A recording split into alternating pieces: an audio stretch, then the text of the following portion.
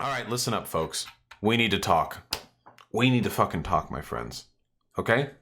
You didn't think you were just coming in here for a fucking chillax, fucking nothing ass stream, okay? No. We have high tier conversations, big thoughts to go over.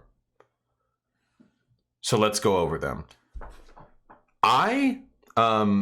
Families are really, really difficult. Like,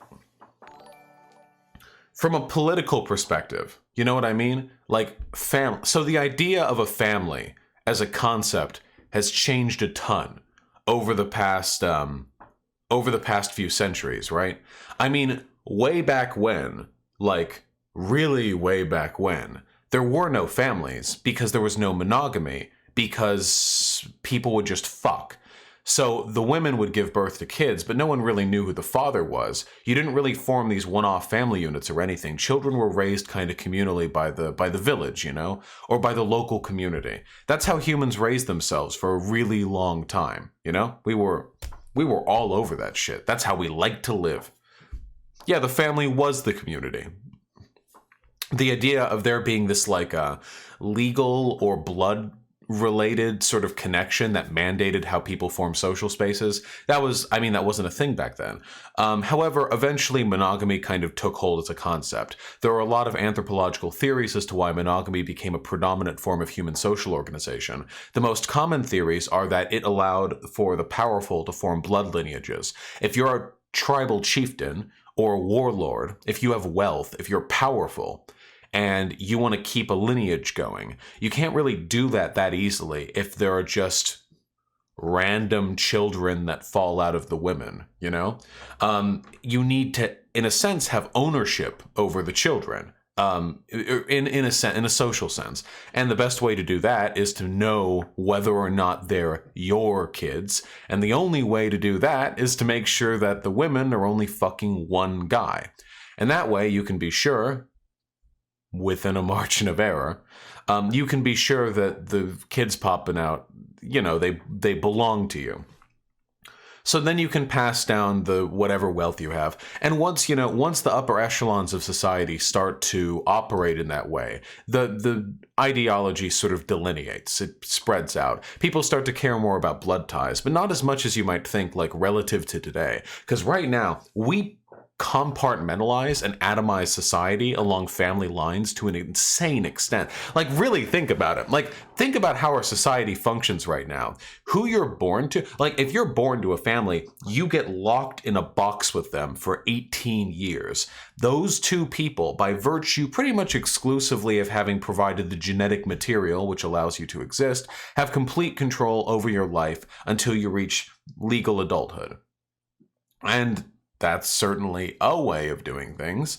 But even back in the medieval days, you know, the feudal period, while people did have children, and children did stick to their parents, there was still a really huge sort of communal social element to the village. Most people lived in villages, you know. There were big farms, and if you needed to sell anything in the market, or if you needed to purchase the wares of a serviceman, or honestly just interact with people, you would go to the local village, and the village like led to a bunch of big farmlands that you would take care of, and so on. Like that's how it worked for most people, you know, before cities came along. So back then, you know, the kids worked real fucking young. Everyone's working on the goddamn farm, unless you're an artisan of some kind, like a blacksmith. So there's a greater degree of independence for the younger folk. There's no school, obviously, unless you're very wealthy, like a noble's child or whatever.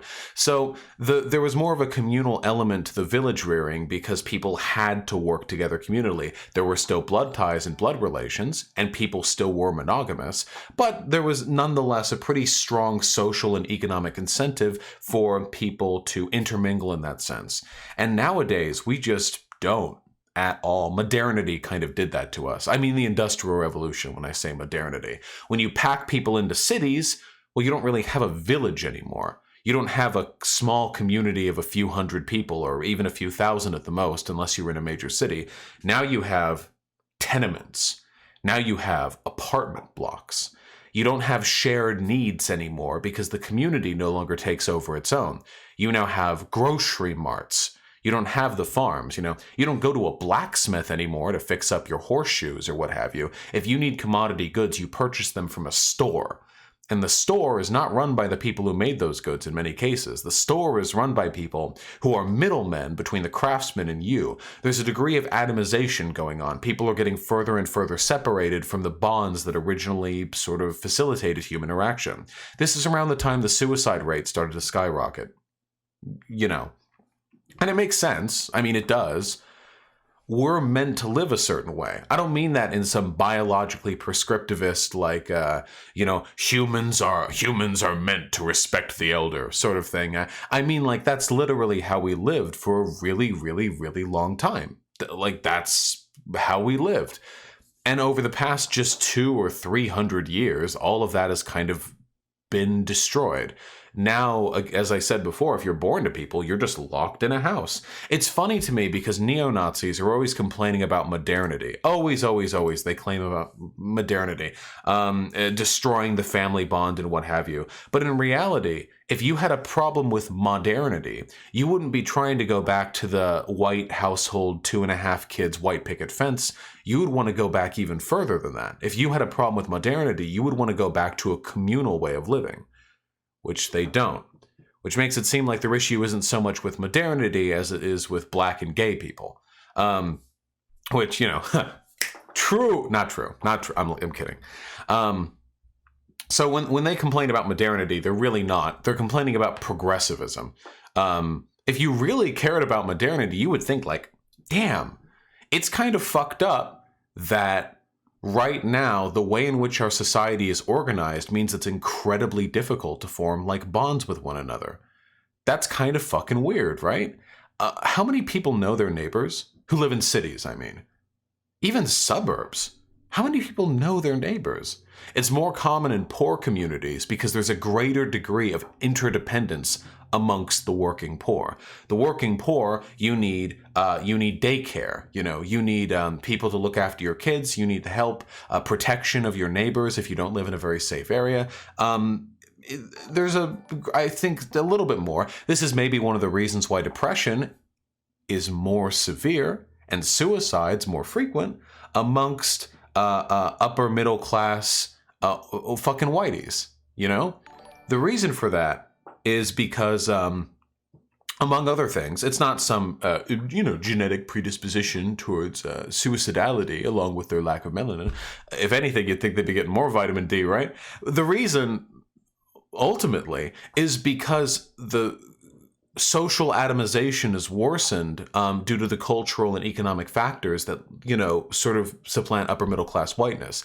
The wealth means suburbia, where everyone lives in a big house that's fucking 80 feet away from everyone else and nobody knows their neighbors except when you're mowing the lawn and you see them across the hedge. And the whiteness, and speaking as a white man, we know this to be true. We know that white families are a little bit more closed off than a lot of other families. At least here in America, Latin families are pretty open and boisterous, and they have a lot of interdependence and connectivity, and they know one another, and they visit each other for family events, and they trust each other. And black families too, though maybe to a slightly lesser extent. But white families tend to be a little bit more cagey, Now, as for why that is, I don't know. It's complicated. I don't know. But it's a thing. It's a problem that we have to deal with, and I want to talk about that not in some broad sociological, anthropological sense. I want to talk about like it on a personal level, because I'm white. And I have really good parents. I have really, really kind parents. My mom and dad, they're really, really good people. And I think they did a good job raising me too. They're middle class or maybe upper middle class. They provided for me a ton of opportunity. They encouraged me with my passions and hobbies. They weren't helicopter parents. They let me have a good deal of independence while still trying to impart life lessons into me. I think they did a really good job. But I still grew up in a box with like 2 or 3 other people. And And looking back on it, that's not really like a great way to grow up, right? Think of your favorite moments as a kid. Like, think of it. I don't know about you guys. I remember sleepovers. Wait, are we talking about alienation via capitalism or something else? Because this is starting to sound like BS when you bring up the communal village living and how that was the best for people. Yep, Will-o'-the-Wisp. Communal village living facilitated social bonds that were definitely better than what we had here. 100%. Unquestionably. Now, mind you, there were lots of other problems with village living, but they weren't intrinsic to what I'm referring to here. Like, for example, the goat raping. I don't want to bring back goat raping. What I want to bring back, and by the way, anyone who disagrees with this, I think is fundamentally misinterpreting the basic principles of capitalist critique. Because the atomization of society is a direct byproduct of our society becoming economically stratified. Our inability to engage with others socially, the fact that people are growing less social, more lonely, less friends, less romantic partners, less sex, is a direct byproduct of certain social conditions that lead us to be lonelier. And one of those social conditions is the modern family. That is one of those conditions. Anyone who feels otherwise is, well, I don't know. I mean, think about it. Was your life really made better being kept in a box? This is one of the reasons why so many people fucking love dorm life. Because dorm life is this interstitial period where you still have the guidance and structure of a higher authority, school, the university, but suddenly you now live communally. You live in dorms, often with a communal space. When I was in dorms, I lived with 4 other people. We had a shared kitchen. Every time I would go out to get food, there were other people there. Sometimes the people would change. I didn't always know these people. I would go out there and interact with them. Sometimes I would go out. I remember fondly it being 11 p.m. and me wanting to get some goddamn late night snackies. And I'd go out there in like my shorts and just like a hoodie over or whatever. And one of my roommates would have like a cute friend that they were studying together on the couch. And I would like casually you know, I'd give, you know, not like in a weird, but just like, hey, how you doing? Like that kind of, you know? I remember that really fondly because like there are people, there's activity around, you know? It's bustling. It's hustling and bustling. I love that shit. Randoms in the kitchen. It was a dorm. People come over. I really like that. I am not a very social person, you know? I don't like just randomly having people around normally. However, I had my own room. I had my own little room. The bedroom was mine. And then that was my little private space where I would play Diablo 3 for 12 hours straight without anyone bothering me. And then when I wanted to be social, I could just go outside and be reasonably sure something interesting was happening. What's up? I knew you would. Fucking weedsters, dude. Fucking weedsters. Whoo! Yo. Nice. Woo! Aiden Paladin said progressivism is the reason wages haven't scaled with productivity. Yeah, that's because Aiden Paladin is a retard who has fallen for the same trap that every dipshit racist has fallen for the past 300 years. Capitalists convincing them that the reason why they're not making more money is because of brown people. Anyway, what was I saying? I really liked the dorms because there was that social element. And now I feel like I'm kind of regressing because now I have like this house and I just live with my girlfriend and my roommate. But it's the same people and I mostly just spend my time with my girlfriend and I don't have this vibrant social element to the space that I'm in, which kind of sucks. I like that element, you know? I need my private zone space shit for like the streaming. I need it to be relatively quiet here, obviously. You know, I've got computers and I've got a lot of equipment around here. So I think that everyone needs their own little private space. But broadly speaking, the way we lock people off is just kind of sick. I don't know. It's very economically productive, don't get me wrong. It's very economically efficient to make sure that people have minimal social bonds so that they can spend their entire lives working, desperately trying to provide a living for the children that they are solely responsible for. It's very efficient, but I don't know if it really makes us happy. I don't know.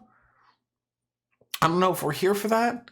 Who was the philosopher who studied the communal living stuff? Wasn't it Epicurus? That's Epicurus.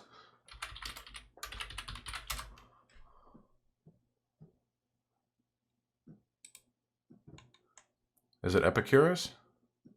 Yes, Epicurus. Here we go. I'm linking the Wikipedia page. There you go. It's almost like low-level solitary confinement. It really is. It's genuinely distressing. Like, have you ever really thought about how weird this type of living is compared to how people lived 300 years ago? All of this is prelude, really. I wish I lived in a more communal space. I imagine many of you guys did as well. There's a truly phenomenal emotional benefit to being around others living their lives, being segmented. Even if you want quiet time, just being around other people living their lives is beneficial. It helps. It makes you stronger, I think, as a person. So what the fuck are we doing with Thanksgiving? I think this is one of the reasons. I thought you were getting to some anarcho-primitivist thing. No, I don't want to live in a fucking village. I want to live in a communal space. Vosh, I've been in NEET for like 6 years now. I have legitimately no idea how damaged I am from this, but I'm sure it's worse than I think. It probably is snow, but at least we have each other. No, don't take that to heart. No parasocial. Seriously though, I do hope one day the NEET is able to fall to the wayside. Interestingly, you can put this critique into the context of modern mainstream economics by quantifying the impact in terms of utility or how the benefit of communal living on well-being compared to the impact of an increase in income and well-being. Eric Tiber, I thought that reading that out loud would help me understand it, and it didn't. Reading it out loud didn't help me understand it. If anything, I'm more confused and distressed than I was when I just read it in my head. But I gave it an effort, Eric. So, I mean, sometimes that's all we can do. And I think this is one of the reasons why Thanksgiving is so paralyzing, or what would you say? Divisive amongst people. Some people love Thanksgiving. Some people love that because now you have a bunch of family over for most people, and now there's like this big communal element. The problem is when people get together like this. When people come together in Thanksgiving to have this big social meal family thing together, I feel like they don't act like a family community. I feel like they act like 18 different groups of atomized, segmented family units awkwardly jointed together. Does anyone else feel that way? I feel like maybe this is just a white person thing. I feel like we're just not that conditioned to share social spaces with other people. So for that reason, when we all get together, it doesn't feel like everyone's coming together for some shared like social time. It feels like a bunch of separate social groups are coming together to participate in the same meal. Yeah, maybe this is just a white person thing, because I'm sure Latin families and Black families and other communities that typically, proportionally, tend to have stronger family bonds probably deal with this a little bit less. Vosh, yes, because even though they're technically your family, they're mostly people you never see. I don't even think the issue is that you never see them, by the way. Imagine if Thanksgiving was treated like a party. I've been to parties. I've gone to parties and not known anyone there and still had a good time. I don't think it's the fact that we don't know one another. The issue is that there's some social barrier. It's like a conditioning thing that's keeping us from having a good-ass time with our relatives. You know what I mean? It's like if I go to a party, I don't know anyone there, or at least I don't know most of the people there, but I do know that everyone at a party has a shared interest in having a good fucking time, you know? Everyone at the party has a shared interest in going out there and having a good ass fucking time and maybe getting wasted or playing some party games or meeting or hooking up with people. Not as viable at a Thanksgiving, admittedly, you know. But they're there for that reason. But when people come together for Thanksgiving, it feels like it feels like, I don't know if it's the performativity of the holiday, or I don't know if it's because it's forced socialization because a lot of the younger people don't want to be there, and probably the older people too. They just do it because otherwise they'll get excluded from the Christmas card list. I don't know why. There's something to it that makes it feel really wrong, you know?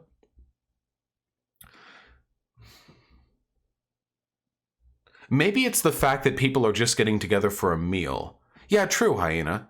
Yeah, maybe a meal is the wrong way of getting together. Maybe there needs to be something else. Like here, we're all having a Thanksgiving like game night or something like that. There needs to be a different way of getting people together, because a meal in and of itself doesn't really break the barriers down between people. I don't think it does. A meal helps with that. A meal is helpful, but it isn't a shared activity in the same way that playing a game together is.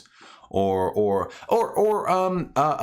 game night, like watching a football game. I fucking hate sports, don't get me wrong, but I know for a fact that when people all come together to watch like a fucking sports ball game, they get a communal sense out of that. They get that feeling, you know? Have any of you guys ever been to one of those sports ball games? Every time I go, I just, I don't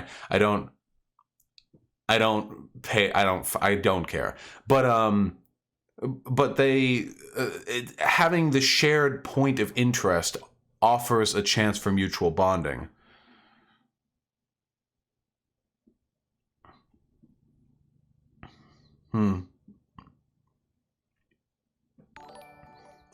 It's probably because at most parties, the participants are all relatively similar, same age or shared interests, but at a Thanksgiving, there are implicit power structures. That's true. Maybe a lot of it is also just the inherent social conservatism of family dynamics, you know? If you go to a party, even if you went to a party with the same people you would go to a Thanksgiving with, because it's not a family event, people are going to cut loose a little bit. Whereas if you go to a Thanksgiving, because it's a family event, because there are family bonds and family ties that are implicitly tied to the nature of the communal get-together, rather than them just being incidental. Maybe that inherently evokes the kind of conservative, sort of isolationist mentality that keeps people from really bonding. Indeed, hierarchy re. I was saying earlier, the most fun we had as kids was having sleepovers, right? I mean, that was like the most fun thing. We can all agree that, right? For the obviously it varies from person to person, but we like sleepovers. I mean, they feel really, really good. When you're when you're fucking chilling and you're thinking like, at 4 p.m., my friends are going to be done with homework and their moms are going to drive them over. And then they show up, they fucking dive on in. You got the cheese whiz. Or you've got the cheese whiz. You've got the Cool Whip. You've got the fucking the gushers and the sippy cups. You've got the whole lineup, the whole row, and you have a GameCube and a copy of Smash Brothers Melee. You've got the fucking Smash Bros Melee there, and you fucking know you're fucking up till 4 a.m. That is the absolute fucking top tier social interaction right here. Never had a sleepover. I'm sorry, comrade. But that's the thing. That is the thing. We can still do that. There is literally nothing stopping me from doing that right now. I work a pretty flexible job, you know, and a lot of you guys have weekends. This is doable. Think of how much time you spend right now on a day-to-day basis, when you're not doing other things, so when you're not working. Think of how much time you spend just fucking chilling on Reddit, just playing some boring-ass game that you don't actually enjoy that much, but it fills up the hours, watching a Netflix show like in the corner of your eye while you're doing other work. Think of how much time you spend that just passes the hours. What if we lived in a society that incentivized people to be a little bit more social? And in being more social, even as adults, we could have an easier time finding friends, and it would be easier for us to fucking chill out like that. Wouldn't that be fucking sick? We can do that. We can do that. There's nothing keeping adults from doing slumber parties. Now, admittedly, We wouldn't call them slumber parties, obviously. We're not children. Stay the night, just stay the night. And, it gets a little more complicated when you're older, when you have children, for example. But even if you have children, think of how much easier the act of leaving your house to hang out with other people, even staying the night, would be if you lived in a more communal society where you would expect that you have friends or neighbors or family members who could take care of your kid for a day. That used to happen back in them villages. That used to happen back in more communal spaces. If your parents are off like on a 2 or 3 day trading journey, or if your family has to do something like some busy work, just go over to somebody else's house. Just stay there. Just go, just let the kids stay somewhere else, As long as you trust the person who's taking care of them, they're not going to fucking die unless they're like a special needs kid or whatever, but that's, its own set of difficulties. It's its own entire... Wait, that doesn't happen in the US? Amongst white people? No. That does not happen in the US. It really doesn't. I have never met a white family that had enough knowledge of friends or neighbors or family members to have their kids stay over at somebody else's place while they went off and did something cool. I have never seen that in my life. No, not once. Not even once.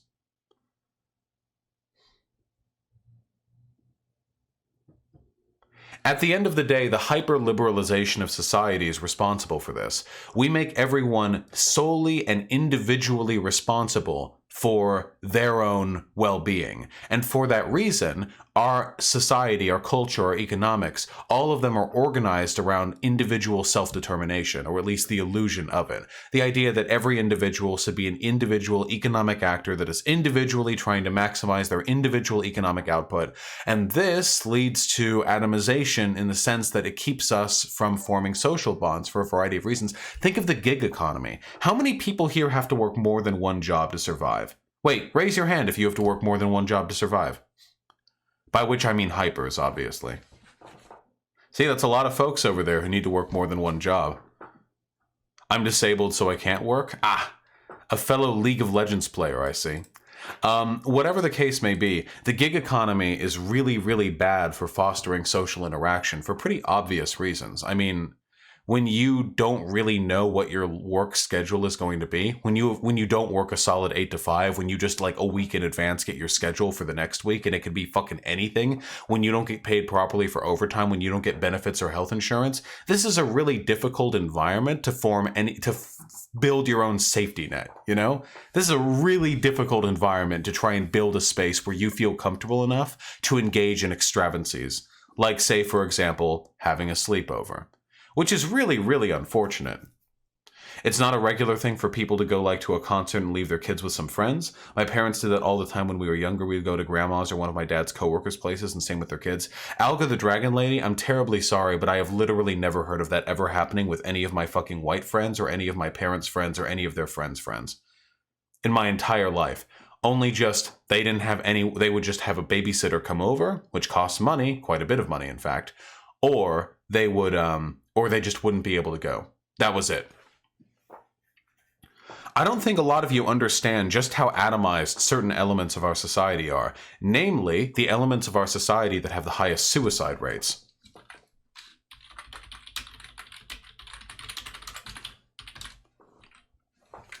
I mean, it's pretty clear here. Age-adjusted suicide rates for females by race and ethnicity. Whites are coming out on top. And it's increasing too. The blue bar is 1999, the green bar is 2007. For every ethnic group, it's gone up. Hispanic is very low. Black is very low. The AIAN is Alaskan Natives. Native people are the only people who have a higher on average suicide rate. That's nice. In 18 years, the Alaskan Native suicide rate more than doubled for females. That's what I like to call a good meme. Going up pretty fast for whites too. For males, Black barely went up. Hispanic barely went up. Alaskan, white. Suicide rates are much higher for men than they are for women, of course. For men right now, at least for whites, 28.2 is quite a bit higher than 7.9. Yeah, whites really are better at everything. Though I guess we get blown the fuck out by natives in this respect. What does API mean there? What does API mean? Oh, non-Hispanic Asian or Pacific Islander. I see. And then non-Hispanic American Indian or Alaskan Native for the AIAN. So Asian or Pacific Islander, Native or indigenous person of some kind. The reason for that is because everything that I've been talking about social stratification in white communities, the economic factors that preclude those environments, they're even worse on the in the reservations. I haven't really talked about native like politics or economics that much, but reservations are like beyond fucked. They're basically concentration camps, except they're legal. Link? Why do you only ever ask after I close the fucking document?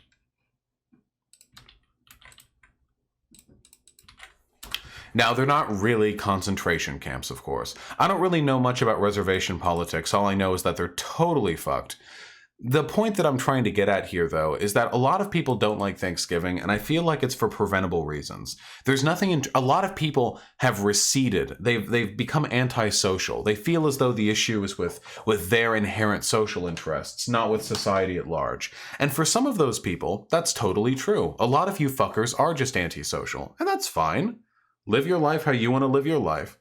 But for a lot of you, I genuinely believe that you are social. I genuinely believe that holidays like Thanksgiving would excite you, would be something to look forward to. If only we had a society which encouraged in people the mindsets precluded towards having a good Thanksgiving.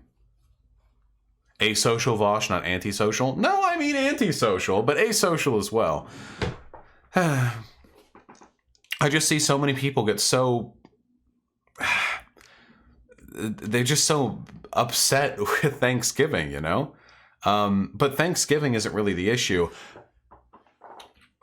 Ignoring the genocide of the Native Americans thing. But come on, that's lefty politics 101. Let's go a little further than that.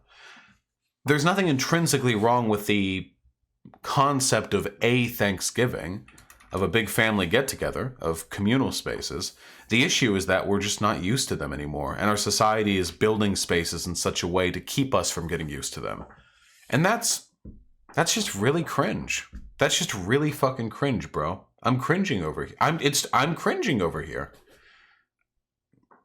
It's cringe, you know?